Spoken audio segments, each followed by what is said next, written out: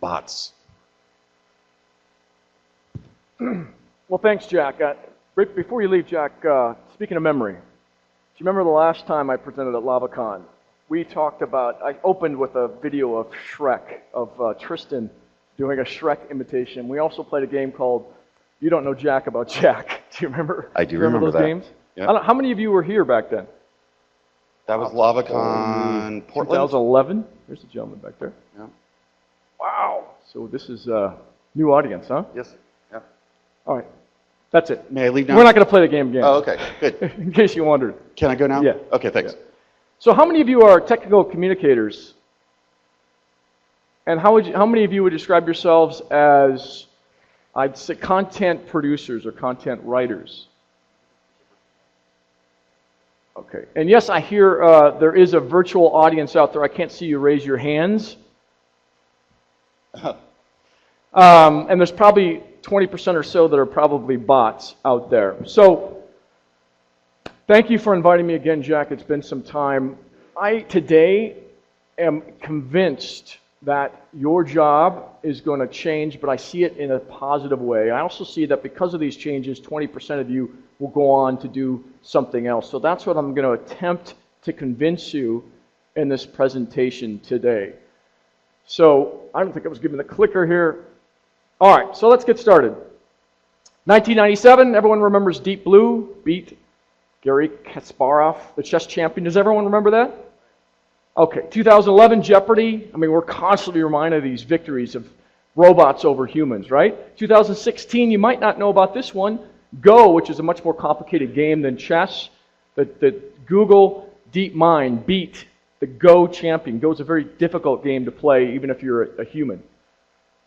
I don't know how many of you knew about that, but that was pretty significant in terms of artificial intelligence.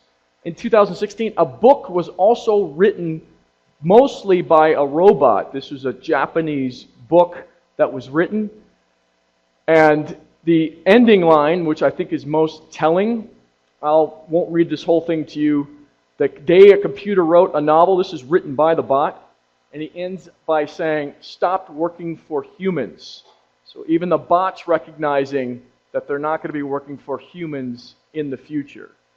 Now, I don't personally believe that that's going to happen, at least not in the short term, but the next couple of years you can count on it. It's already happening. I mean, if bots are writing books that are coherent, this almost won an award in Japan, and they submitted it without telling the judges that a bot had helped write it. So it's getting pretty scary out there. All right, and why do we need bots? What's the case for bots? Well, for me, I feel like we're operating with an Atari 2600 brain, and we're trying to plug in things that are so complex that our brains can't handle it. You know, imagine trying to run iOS on an Atari 2600. It's not going to work, and even if it does work, it's going to be very slow, and we're not going to get to everything for years, if not centuries, because of that processing power. Right? So I think AI is a good thing. I don't think it's a bad thing. And I'm going to explain why. All right, so a little bit about me.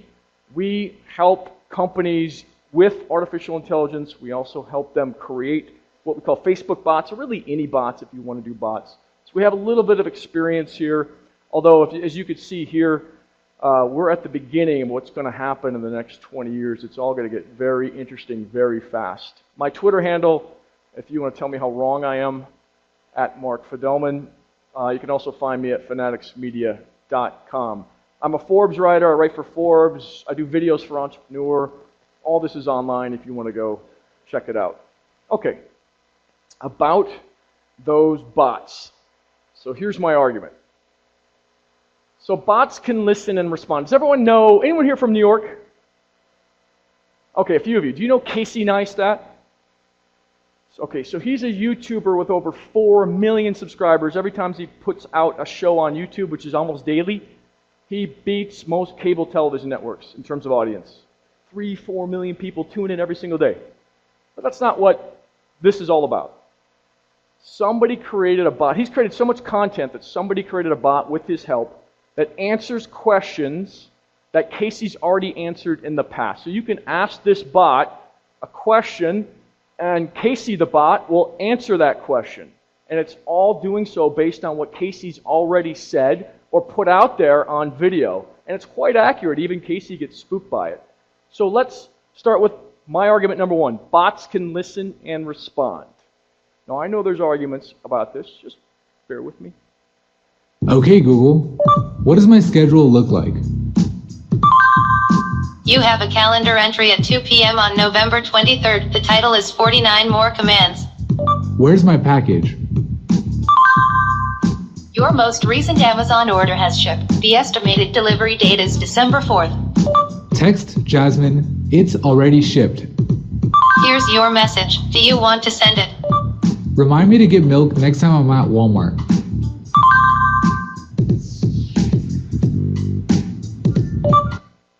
Okay, so I know what you're all thinking. Siri doesn't work very well, and I agree. Siri does not work very well. But when you start seeing, as I have, the next generation of this stuff, it's pretty spooky. Google Now is probably leading everybody, at least in terms of consumer technology. But the next generation is really going to get to know you and understand you. In fact, GM just made an announcement with IBMs Watson. Does everyone know IBMs Watson? Now they're going to, this might be spooky to some of you, but maybe less so than if I would have brought it up a couple years ago. But they're going to study your driving habits, where you stop, where you go.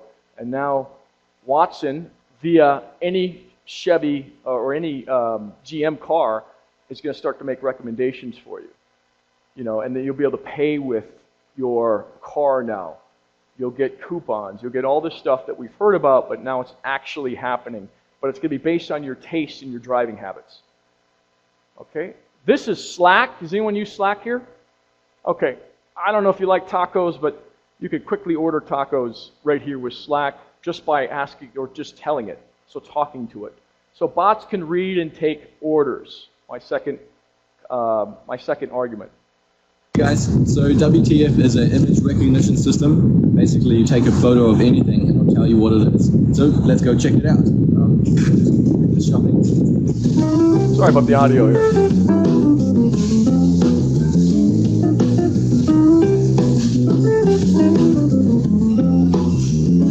Oh man!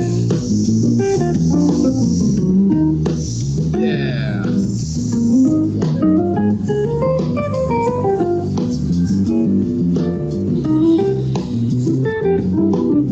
Yeah.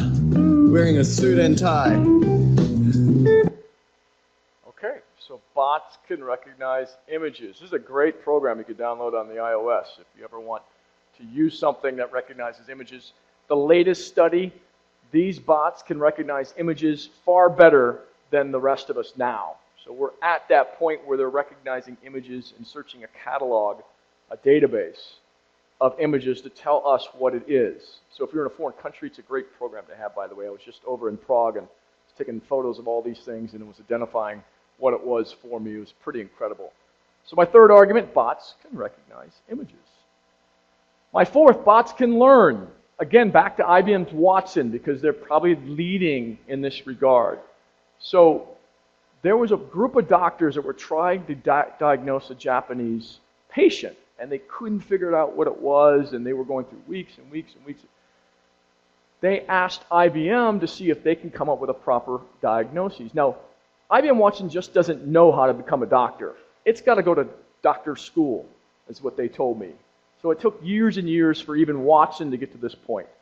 But now Watson is making prognoses, and in 10 minutes, it was able to diagnose that this patient had leukemia in 10 minutes when doctors, human doctors, could not diagnose what that patient had had. It stumped them. And there was a group of them. There was a whole committee over in Japan. And why? Because Watson had learned through training. You have to train these bots. This is more than a bot. This is a big artificial intelligence, deep learning, deep thinking program. But still, this is where it's headed very soon. It was able to learn how to become a doctor, at least in terms of diagnosing what patients have. So if you know of somebody that's got a condition that they haven't been able to diagnose, this is the program, or a program like this is something that doctors are going to work with to enhance their diagnoses. So bots can learn. Bots can drive cars. We're already seeing it. I think it's either Pittsburgh or Philadelphia. They already have cars that are going around without drivers, already doing it. Google's proven that they can go 1,000,000 miles without an accident. So bots can drive cars. And of course, my argument for you is that bots can write. Do you know that bots are writing 2,000 articles a second? And you're thinking to yourself, what? Where are these articles? You read them every day if you're following financial forecasts. So this article, and it's done 2,000 times every second, was written by a bot. And it talks about reading Apple's announcement and then turning it into an article 100% written by a robot. And it makes sense. It's actually pretty well written if you read it. 2,000 of these are done every single second. Narrative science. Using narratives for Tableau, you can surface, understand, and share insights hidden in your visualizations automatically. Narratives for Tableau is a free, easy-to-use Chrome extension that automatically generates written narratives from visualizations through the power of advanced natural language generation. These narratives highlight what is interesting and important from a visualization in a format that can be easily embedded and shared. So now, bots can write from reading analysis from charts. So it's looking at charts, it's looking at other information that's fed, and it's doing this automatically. So narrative science, using something called Quill Write, is looking at data, looking at charts, visualizing, remember we talked about images, and creating its own narrative. This was all written by a bot. So how far, how long do you think it's going to be until it's doing some of your jobs, right? Technical writing or content creation. It's going to happen sooner than you think. But, I'll get the conclusion later, there's good news. So my last example, this is a company called Crystal, and it adapts, it creates emails, so you kind of give it the email gist of what you want to write, and it creates emails automatically from the personality types of the person that you're emailing. So let's take everybody in this room. This bot will go out and look at all your social profiles, look at everything that you've written for your name, look at LinkedIn, Twitter, wherever you're on, Facebook, and it'll customize my generic email to you individually. Doesn't work perfectly, but it works really well. You know, it's not going to send me the same email it sends Jack. It's going to be different. Pretty cool stuff, if you ask me. So this is written based on your personality type. So I'm not alone. I'm not the only one that thinks that all of this is going to happen. A little company called Gartner, you might have heard of. By 2018, they're saying 20% of all content, there's a lot, right? It's very noisy. All content will be written by bots. 20%, that's only 2 years away. Worse, well, depending on how you look at this, depending on who your boss is, 3 million people will be supervised by robots. Let that sink in for a minute. 3 million people will be supervised by robots. What's that relationship going to be like? What will HR be like? How's HR going to react to something like that? And can you program your bot, your boss bot? Can you ask for a raise? I mean, these are some of the questions I have. And you've probably seen Cortana on Microsoft's Windows 10. That works okay. But again, the next generation is going to be better and better. Gartner's saying by 2018, you'll actually be able to have an intelligent conversation. It won't pass the Turing test. I don't see that happening for a long time. Okay, so Turing test, thanks for asking, is a test, a blind test, where you talk to a human or a robot you don't know up front. And if that robot can convince you it's human, that is so-called passing the Turing test. Nobody's done it. Nobody's even come close, really, especially when you talk about sarcasm and colors or anything visual.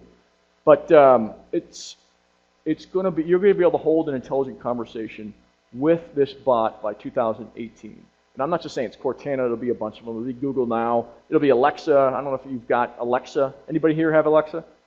Okay. It works pretty good, especially if you're ordering an Amazon product. It works really well there. So this is just, again, 2 years away. It's not just me, it's Gartner. I know it seems far-fetched, but a lot of things have happened in the last 5 years that would have seemed far-fetched 5 years ago. Driving cars already? In Philadelphia, you got, I think it was 100,000 are coming out. So let's go to Facebook. Facebook stock is skyrocketed, one of the hottest companies on the planet right now, right? Let's look at their roadmap. Some of the smartest people in the world, what are they investing in? They've already gotten past year 5. We're in year 6 right now of their roadmap. Look what the majority of their investment is in. AI, VR, and AR. Now, the previous speaker talked about virtual reality and augmented reality. Have to agree with him. AI is something else that Facebook is heavily investing in. That's the primary focus of their next generation, the next 4 years. So you can bet this is going to be huge. Facebook, Google probably has the same roadmap. I was just unable to find it. So all the majors are getting involved in this. So this is something, and we'll come to how I think you all should take advantage of it. This is something that I like to look at the trends. You know, Wayne Gretzky, skate where the puck is going. This is where the puck's going. So let's see what we can do all in this room to take advantage of it. This is my kind of reality graph. You know, when you look at where AI is today, it's barely at the chimp level, which is probably true. But as I said in the beginning, we're going to have a steep hockey curve here very shortly. Why? Because there's so much focus and attention on it from the smartest people on the planet. And there already are experiments that are working, as I've shown you previously. And the next generation of these things are going to be spooky good. And that's a good thing. It's not a bad thing. So there's a handful of possibilities to consider, right? In terms of, okay, now that we know this is coming, what should we do about it? Number one, possibility could be we all are out of jobs. It's a possibility, right? It's within the realm of possibilities. Number two, AI fails miserably and humans remain in charge of content, technical documentation, all the things that you're doing in this room. That is a second possibility. Absolutely, AI could fail. We can't even pass the Turing test yet. But I think there's going to be a collaboration. I think that, yes, some in this room will be replaced, not because you're not good, it's because other people will be able to take some of your work, and when you get 5 people, you could probably replace 1, because they're going to be enhanced by artificial intelligence. I'll be able to predict whether my technical manual is going to be suitable for my audience. I'll be able to predict if my content is going to resonate emotionally with you if I'm writing emotional content. I'll be able to have the bot go look at all the content that's worked previously with the same audience I'm writing for, and it'll make suggestions that'll help me write that book that I showed earlier. So what I think is going to happen, it's just going to make us all better. And we're going to be able to make more money because we're better and more proficient, and we know how to leverage these types of intelligent technologies for ourselves. That's what I believe is going to happen. I don't think we're being replaced anytime soon. I mean, a bot understanding how humans work and the trends in humans, no way. I don't see it happening. I'm a big believer in artificial intelligence. There's no way we're being replaced. Not anytime soon, anyway. So I'm going to conclude with that, but I do have a question for you. How many of you know Elon Musk? How many of you believe what he believes, that we're all in a simulation today? 1 or 2 people. It's an interesting question, though, isn't it? It's an interesting question. And if you look at this going out years and years and years, not 5 years, not 10, but 100, and you look at a program, I forgot the name of it, but there's a program now that it's a video game that's created, that you can create a world in like an hour that would take you 1 billion years to explore it, all done through AI. 1 billion years. So we're already doing stuff like that now. It's conceptual, it's a simulation. But you can see, in time, how this virtual reality, augmented reality, all this intelligence could converge and do some amazing things. So I'm not saying that's happening by 2018. It's more like 2118. But it is interesting space to watch, and it is interesting to see where this is all going. So I'm going to leave you with one last cartoon that I like to bring. I like to cite when I'm doing presentations like this. It's basically setting up a spammer mission for artificial intelligence. So if you don't like spam like I do, this is a fantastic idea for a bot. And if anybody does this bot, you let me know and I'll write about it. It's the perfect bot. Y'all read it? What do you think? Okay.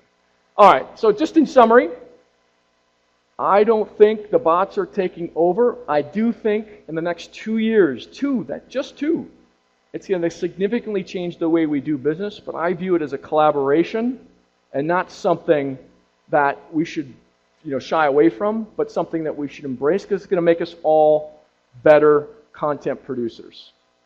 So with that, I want to thank you. Thanks, Jack, for having me. And if you have any questions, I think I might have 60 seconds, maybe. Any questions out there?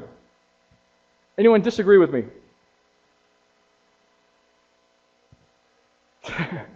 Oh, I wouldn't be scared.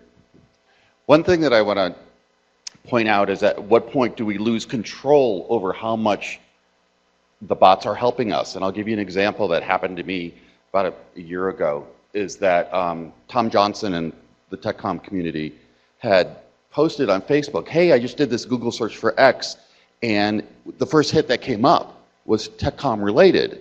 And that sounded a little suspicious to me. So I did the exact same search and got a completely different answer. So I texted him back and I go, Tom, I bet you have a Gmail account, don't you?